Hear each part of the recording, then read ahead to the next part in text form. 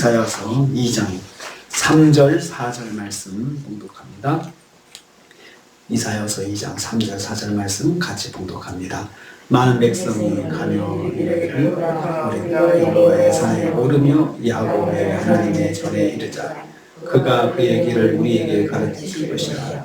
우리가 그 길로 행하리라 하리니 이는 율법이 시온에서부터 나올 것이요 여호와의 말씀이 예루살렘에서부터 나올 것임이니라.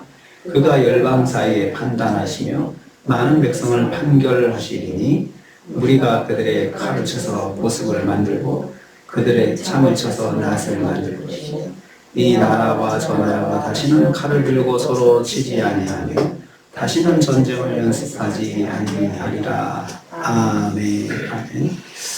오늘 말씀은 여호와의 말씀대로 만방이 여호와께 순복할 것을 말씀하시는 걸 내용으로 하고 있습니다. 사실 이 말씀 속에 이스라엘 백성들의 미래를 말씀하시면서 여기에 메시아 예수 그리스도께서 오셔서 이루실 이제 새로운 구원의 역사에 대한 말씀을 여기에 포함하고 있습니다.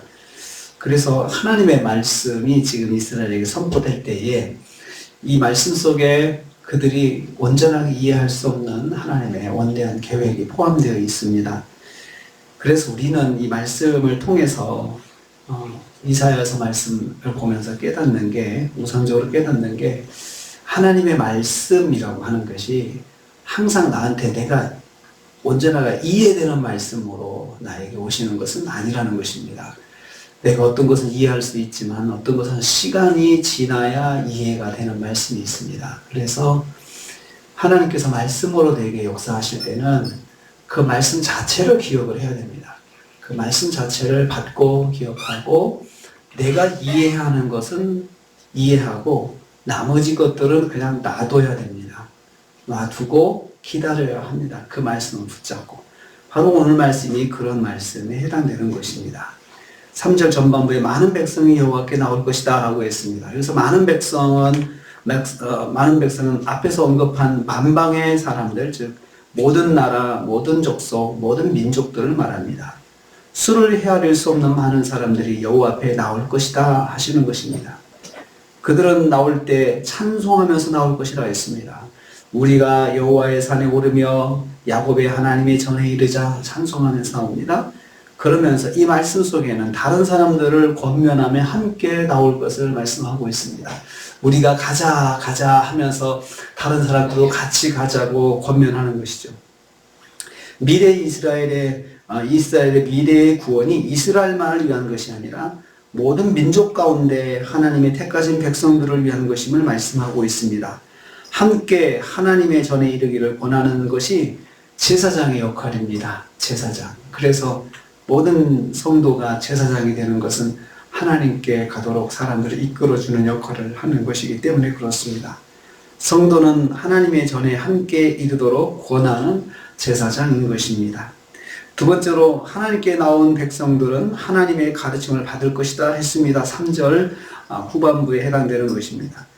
여호와의 산에 올라간 사람들은 하나님의 인도하신 가운데 거할 것입니다. 그 얘기를 우리에게 가르치실 것이라고 했습니다. 여호와께서 하나님의 전에 오른 많은 사람들을 하나님의 길에 머물도록 이끌어 주신다는 말씀입니다. 어떻게 인도하십니까? 율법, 즉 여호와의 말씀으로 인도하실 것입니다. 여호와께 나온 백성들은 하나님의 말씀으로 인도받게 될 것입니다. 그런데 그 말씀은 하나님으로부터 나온 말씀입니다. 하나님으로부터 나온다. 율법이 시온에서 나온다. 그렇게 말씀했습니다.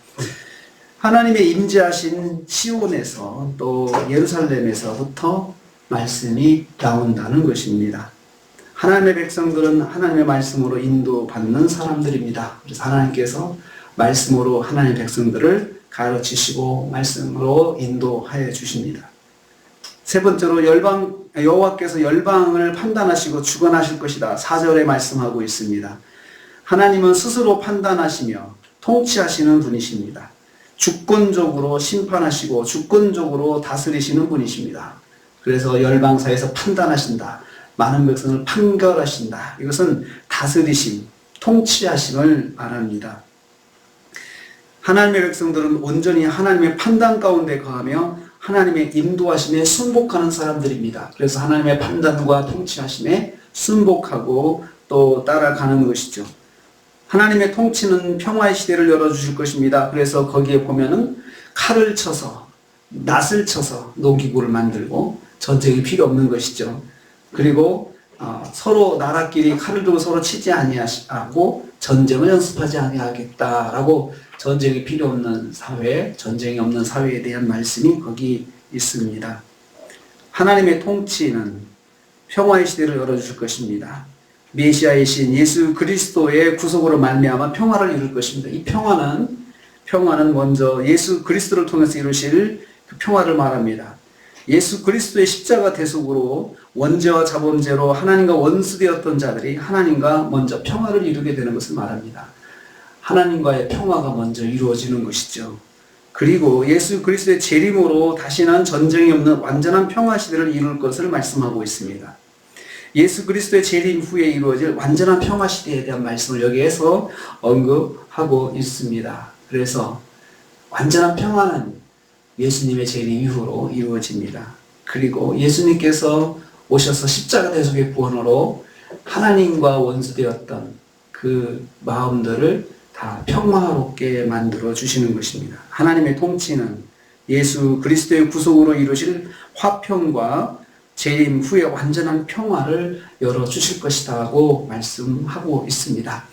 그래서 우리는 이 말씀에서 어떻게 이 말씀으로 그 완악한 이스라엘 백성이 이 말씀 속에서 어떻게 그 뒤에 이르실 그 새로운 구원의 역사에 대한 것까지 이해를 했겠습니까? 그렇지만 선지자는 그 말씀을 선포함으로 해서 앞으로 하나님께서 이루실 구원의 역사에 대해서 미리 예고하고 있는 것입니다. 우리는 오늘 또 하루를 시작합니다. 하나님께서 하나님의 백성들을 말씀으로 다스리신다 했습니다. 말씀이 성도들에게 있고 그 말씀이 하나님 가운데 거하게 이끌어주는 말씀이 되는 것입니다. 오늘도 우리가 하루를 살면서 하나님의 말씀 가운데 거하면서 그리고 우리가 또한 많은 사람들을 하나님 말씀으로 이끌어주는 또 제사장 역할을 감당하는 하루가 되시는 저와 여러분 되시기를 주님의 이름으로 축복합니다. 주님 감사합니다.